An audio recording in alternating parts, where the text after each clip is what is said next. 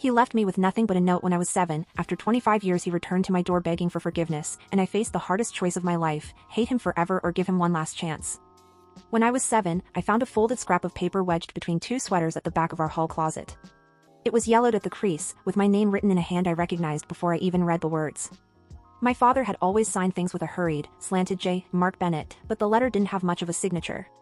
It had an apology that was small and clumsy. I'm sorry. I can't be what you need right now. I love you. Mark. No explanation, no promise to come back, just those 3 lines folded tight enough to fit a child's fist. That note was the fulcrum of everything that came after. My mother, Claire, never spoke about it unless someone asked, and then she would redirect the conversation with a stiff laugh and a noise like swallowing. There were whispered phone calls late at night and a framed photograph of them on the mantel where their smiles looked like a lie. My brother, Ethan, tried to shrug it off with teenage defiance. My mother went quieter, like someone who had practiced holding a sound in her throat for years. For a long time I wore the note like a secret badge. I would trace the loop of the J on the paper in the dark, imagining reasons that made sense to a child. Maybe Dad had gone on a long business trip, maybe he'd been called away for something important. The truth was uglier. The adults around me moved like they were stitched into a small, private grief that I wasn't allowed to step into. I learned to keep my questions tucked. If I asked too loudly, Claire's face would compress into something brittle and she'd tell me not to worry. Still, the absence shaped me. When the other kids had fathers to teach them to throw a baseball or take them fishing, I learned to read the faces of people to know who might leave next. I became very good at pretending. The note in the closet fit neatly into that pretending, a small, folded mystery that I loved and hated equally. Years later, it would be the reason I froze when I saw his name again. For now, it sat under my pillow like a stone. Growing up in a small Ohio town taught you which things could be mended with time and which things calcified into a permanent shape. Weddings happened, people moved away, and the high school auditorium smelled of detergent and cheap perfume every fall. My life took the form of routines: school, soccer practice, part-time jobs at the bakery on Main Street. Claire worked 2 jobs most weeks and came home with her cheeks flushed from the cold, and Ethan learned to be loud enough for 2 people. We lived modestly, but with a stubborn kind of dignity. Conversations about my father were like an unshared language. People would ask, "Where's your dad?" and I'd say, "He's not around." That answer was both a shield and a wound. I remember sitting in the bleachers one summer, watching a father teaching his little boy to catch a pop-up, and feeling an urgent, animal grief that did not have words. I carried it under my ribs like a secret ache. At 13 I found myself rehearsing what I'd say if he ever walked back through our door. Would I ask why? Would I demand an apology? Would I ask him to stay? Mostly I imagined him younger, softer, a man who made a mistake and came back to fix it. In my heart I hoped for a tidy redemption, like the endings I loved in books. Life didn't offer tidy. By 16 I had learned another thing: absence twists itself into expectations.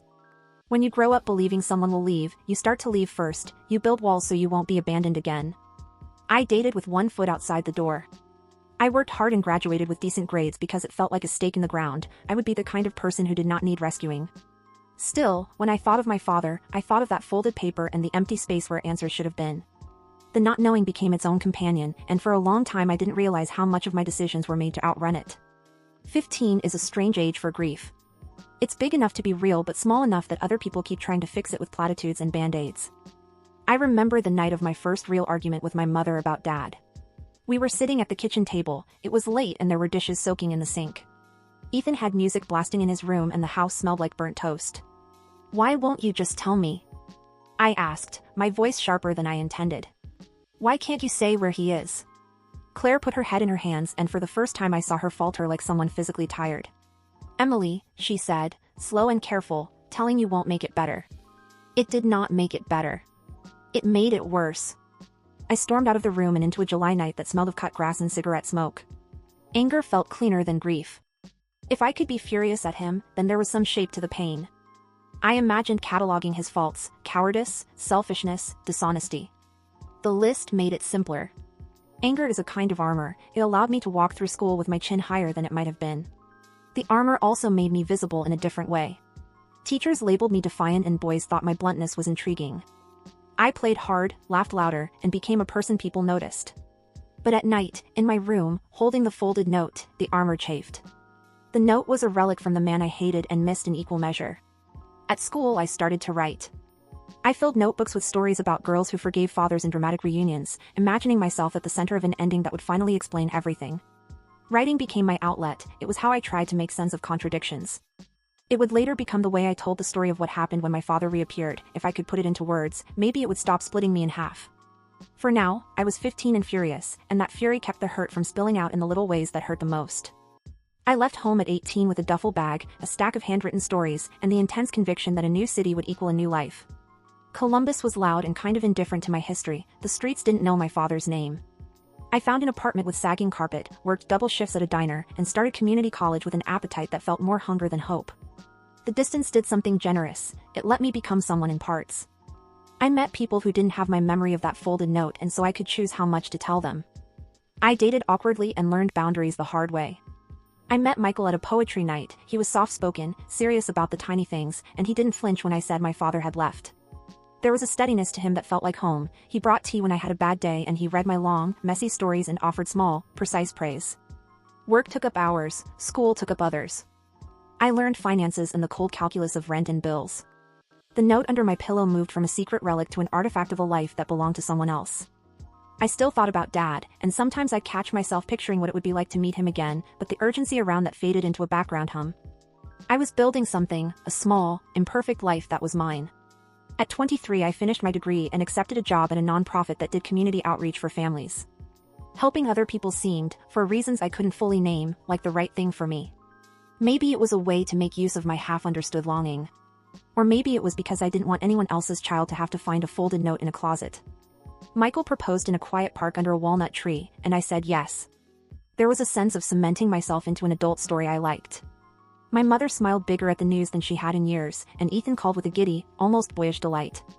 For the first time in a long while, my past felt like a chapter, not the whole book. And then, on a Tuesday afternoon that began like any other, my phone lit up with a name I hadn't expected to see. He messaged me with no fanfare. It was a text, short, unadorned, the way a man who hadn't practiced connection would send words. Emily, it's Mark. I'm back in town. Can we talk? For a second the room seemed to tilt. I read and reread the message as if the right combination of interpretations might make it mean something kinder. Michael was in the kitchen, humming, and I held the phone like it might burn. My throat tightened. The years since that folded note had been carefully layered with ordinary days, with job responsibilities and wedding plans, but the presence of that old absence was a defibrillator to an unhealed part of me. I did not reply right away. Part of me wanted to type every accusation I'd stored for 20 years, to make him spell out what he did and why. Another part, a smaller, quieter part that sometimes visited when I was alone, wanted to know if he had a reason that made human sense, something beyond cowardice and selfishness. I thought of Claire and the way she had learned to hold silence like a shield. I thought of Ethan, who called less often now, who sounded busy and glad. It felt absurdly intimate to find him on a screen after 2 decades of not knowing. I scoped his social media by default, a childish need to know who he had become.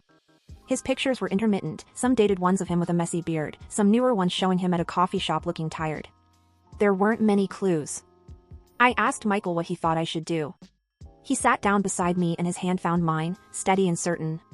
"You don't have to do anything you don't want to," he said. "But if you want answers, get them. If you want to protect your heart, don't." There was a logic in his words that felt like both permission and a dare. That night I texted back, because I am a person who wants to know, okay. When? He suggested the weekend. He wrote, Saturday. Coffee? I don't expect anything. The humility was new and almost galling. The time between the message and the meeting stretched like a taut wire. I slept badly that week, and when Saturday arrived I put on jeans with a pocket for my phone and a shirt that made me feel less fragile. I had convinced myself I knew how the meeting would go. I was wrong in every possible way. He looked smaller than I expected.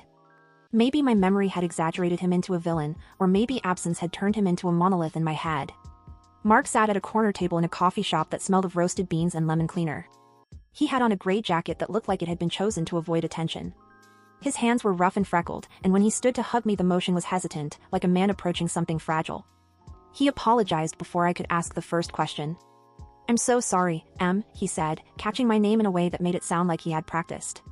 His voice was smaller than I'd imagined. He looked tired, not the kind of tired that comes from work, but the kind that scrapes your edges thin. "Why now?" I asked bluntly. It came out harsher than I intended. It was the kernel at the center of 2 decades. He swallowed. "I thought about you and Claire every day," he said. I was a coward. I got into a bad place and I left because I thought I'd be doing you all a favor.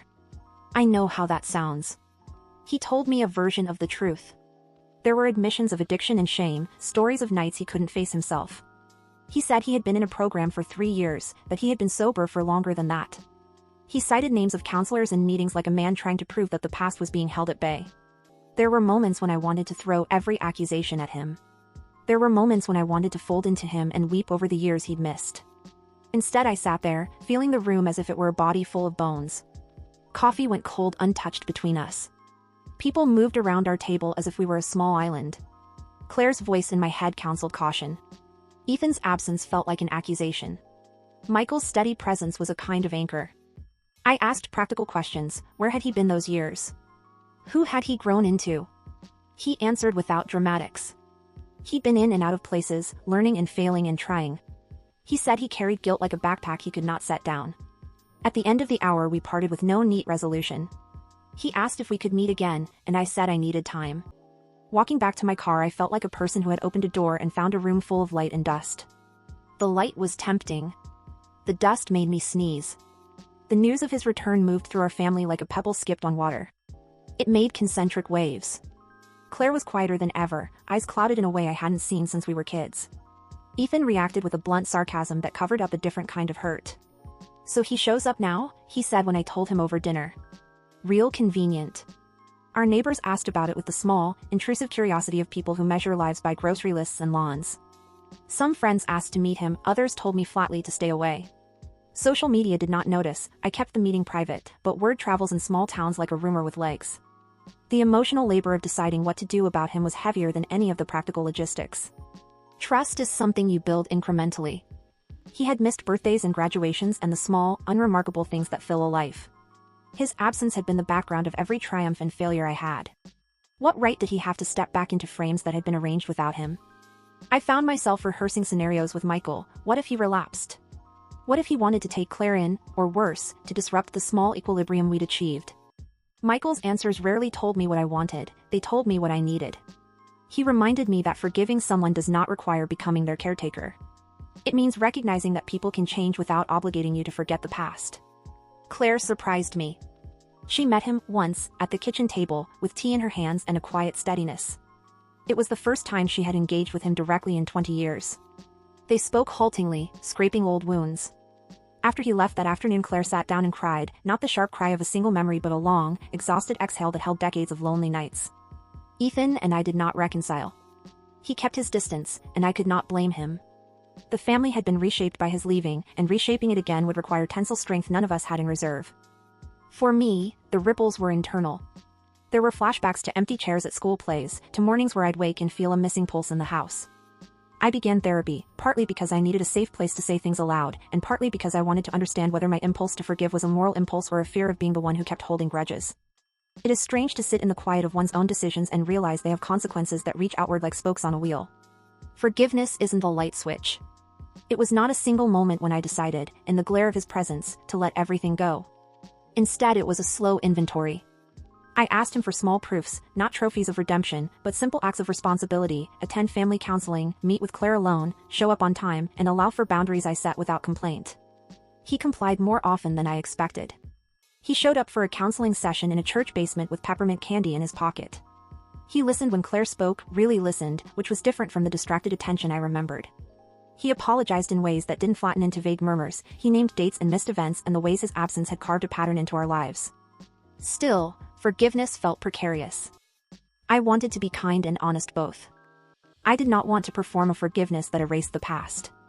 So I drew a map of what I needed: transparency, consistent contact, and accountability. Those were the terms I set out in a conversation that felt more like a contract than reconciliation. He seemed to accept the contract. For weeks, he called when he said he would. He brought flowers sometimes, and sometimes he brought nothing. There were awkward lunches where we both tried to talk about trivial things and instead tripped over decades of unspoken words. There were moments of tenderness, a look across a family dinner where the weight of history softened for a second. There were also small slips. Once, forgotten, he missed a meeting we'd scheduled with Claire, and the old shock flared inside me like a fresh spring frost. Through it all, I tried to be truthful about what I felt. I allowed him access to our lives on terms that felt safe. I also asked Michael for support in ways I hadn't earlier, not to dictate my feelings, but to be a witness. He became my sounding board in the dark, a place to let the small doubts tumble out. The local church community, always eager for a redemption story, offered pats on the back and recipes. Some neighbors looked at me as if I had performed a miracle. But at night, I lay awake cataloging grievances that forgiveness did not touch, the school recitals missed, the teenage years when my mother's laughter was rarer, the birthdays that had been a quiet ache. It is easier to forgive when people are calibrated by honesty and action. I started to allow myself small moments of relief. I would not say I was healed, but I was moving forward in a way that left space for him to exist in my life without erasing the past. We invented small rituals that were gentle tests of the new relationship. Mark would call on Sunday mornings to ask about Claire's garden, and those calls became anchor points I could count on. He learned the names of our neighbors' dogs and sent a card on Ethan's birthday even when Ethan did not respond. He showed up for the things no one would remember otherwise. He mowed an old neighbor's lawn without asking and fixed a leaky window in the church basement before a meeting. The mundane work of being present did more to rebuild trust than any dramatic confession. Presence, I learned, is a kind of honesty. There were still hard days. Sometimes I would see a flash of the old resentment in the mirror and want to pummel myself for letting someone else's absence still have power over me. Other times I caught myself saying dad in a way that felt so natural my chest ached. One afternoon, he sat down with my wedding album. There were pages he'd missed and photos I had tucked away. He traced them with a reverent hand. "You looked so small," he murmured at a picture of me in a white dress, my smile crooked with nerves. The apology there was quiet and ineffable. He saw what he'd missed not as a missing item on a list but as a life lived without him. Our relationship settled into an uneven rhythm. Mark's presence was not the tidal, disruptive force I feared. It was more like rain after a long drought, sometimes nourishing, sometimes cold. He continued to attend meetings and therapy. He told stories about places he'd been and people he'd known, and often the narrative bent self-awarely toward the mistakes he'd made. If I needed anything, it was to understand how to hold compassion and grievance simultaneously. I discovered that both could live in me without canceling each other out. I could be tender with Claire and furious with Mark, grieving for what I had lost while making room for what I could still have. Life, at this point, was less a straight line and more a braided rope. Some strands were older and frayed, others newer and taut. Together they held us. Nothing tests forgiveness like relapse, even a small one. It happened quietly at first, a missed meeting, a flippant excuse. I noticed patterns, those tiny inconsistencies that had been present before. The old costume of denial seemed to fit him for a moment. My stomach learned the old hollow pull. Then, on a rainy Thursday evening, he called me in a voice I hadn't heard since I was young, unsteady, shameful. He admitted to having gone a few nights without attending a meeting and drinking again. He did not try to minimize it. He called it a stumble. He asked for help. Part of me wanted to slam the door and lock it for good. The other part, the one that had spent years learning how to extend empathy without surrendering safety, told me how to act. I called Michael first. We sat at our kitchen island, lights low, and I felt as if we were holding a fragile animal between us. Mark entered a treatment plan again. He accepted more stringent conditions. He would check in with us weekly, continue therapy, and attend a rehabilitation program that required a temporary move. The community rallied in small, practical ways. Claire made a pot of soup and the neighbor dropped off a bag of winter clothes. Even Ethan, grudgingly, texted, "Keep him honest." The ordeal was instructive. It showed me patterns and offered a chance to see whether change was performative or real.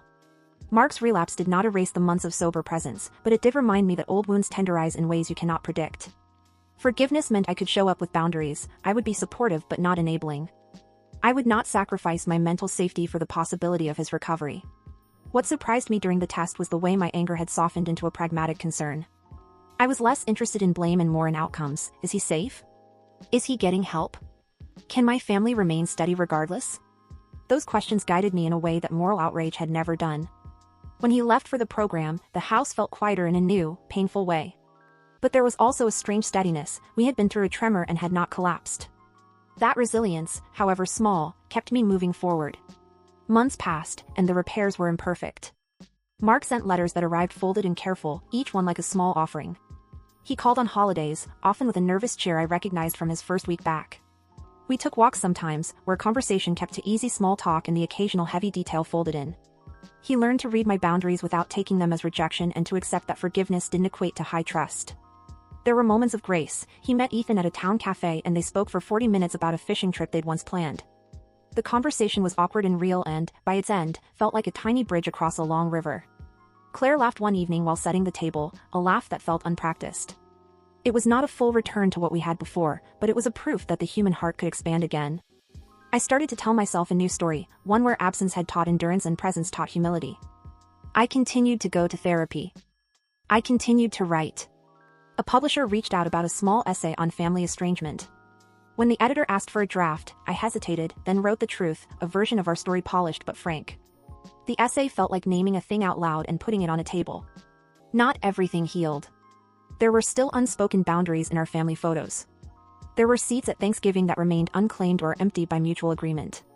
But there was less toxic silence and more careful conversation. Mark was not the hero of our story, he was a man who had missed his chance and was trying to stitch the edges back together. Forgiveness, I learned, is less about reconciliation and more about living with complexity. I could be angry and patient. I could hold both a record of the past and a ledger of present actions. It was messy and human, and in its messiness I found a kind of peace I hadn't known before. By the time I turned 30, the edges of the wound had rounded. The sharp pangs were rarer. Mark came to my birthday dinner that year, carrying a humble pie and an uncertain smile. Claire pulled him aside and hugged him in a way that acknowledged both what he'd done and the effort to be better. Ethan sent a text about a schedule conflict and later dropped by with a six-pack and a wary grin. Life was not unscarred, but it was livable. I wrote about it in my small essay and sometimes read pieces at local readings. People would come up afterward to share their stories and thank me for making the thing feel real, not as a moralizing tale but as a lived, complicated life. Writing turned my private ache into something I could pass forward. It made me easier to be around.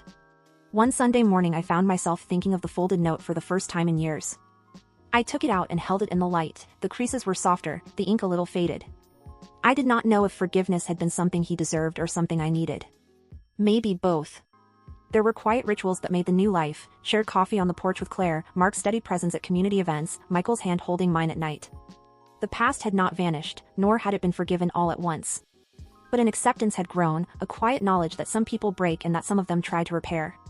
We did not pretend the years away were negligible. We named them sometimes, over dinner or during a drive. We allowed ourselves to be honest about how absence had shaped us. And slowly, very slowly, the family found a new, uneasy equilibrium, not perfect, but functional. Reconciliation did not look like a movie scene. There were no grand embraces or sweeping declarations. It was more modest, Mark showing up to take care of Claire when she had the flu, him schlepping a ladder to fix our porch light in a rainstorm, and him sitting through Ethan's off-key band rehearsal with an earnest, if uncomfortable, smile. On my wedding anniversary that year, Mark handed me a small envelope. Inside was a watercolor he had painted himself, nothing professional, just a shaky line of the walnut tree at the park where Michael had proposed, and beneath it, the simple words, "For new roots." I cried, once, quietly, and then closed the envelope and slipped it into my journal. I cannot pretend the past was erased. Forgiveness is a practice, not a pronouncement. We still had conversations that were blunt and necessary. We still maintained boundaries. I told my own children, when they were old enough to ask in that blunt, honest way kids have, the truth that some people leave and some come back, and that both choices have consequences.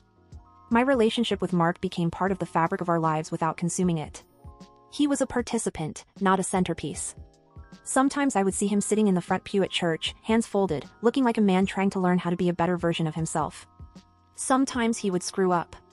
Sometimes he would amaze us. Mostly, he was ordinary in the best possible way. Looking back, I think forgiveness was as much for me as for him. It allowed me to live without the weight of a perpetual grievance. It did not excuse his choices, but it allowed me to stop letting those choices define every moment of my life. I kept the folded note in my journal as a reminder, not of what he had lost, but of what we had weathered. Update, 2 years later. 2 years after I let him back into my life on careful terms, something unexpected happened that neither of us had planned.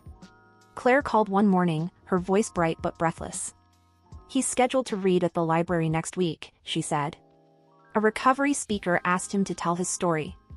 I laughed because it sounded like a small-town miracle, and then I cried because the idea of him standing under a fluorescent light telling people about the years he'd missed felt like a healing salve. He practiced his speech in our living room, fumbling at first and then finding cadence. He spoke honestly about addiction, about shame, about the courage it took to ask for help. He didn't make excuses. He named what he had done and how he had tried to make amends. The reading went well. People thanked him afterward. A woman hugged him and said simply, "Thank you for coming back." It was an ordinary, powerful thing. Afterward, Mark and I stood on the library steps in the blue hour, and he reached for my hand without asking. In that small gesture I felt the long arc of our strange story fold into something quieter, something ordinary and true. 2 years later, we're still navigating the day-to-day. Mark is part of picnics and birthday calls and small, steady rituals. There are still hard moments, relapses that are excuses, conversations that circle back to old hurts, but there is also a resilience that comes from weathering storms. Ethan is distant in some ways but kinder in others. Claire laughs more easily. Michael has become the anchor I once wished for. If you asked me now whether I had forgiven him fully, I would say forgiveness is not a final state. It is practice, attention, and the willingness to keep showing up for the people you love, including when they fail. I keep the folded note as a reminder of what we almost lost and what we chose to rebuild. It sits in my journal next to a watercolor of a walnut tree and a ticket stub from Mark's library reading. People often ask whether I regret it, letting him back in, giving him chances. My answer is messy. Sometimes I ache for the years that weren't, but I also breathe easier for the years that are. Choosing to forgive wasn't a surrender. It was a choice to live my life with less hate and more complicated grace. And in the end, that feels like something worth having.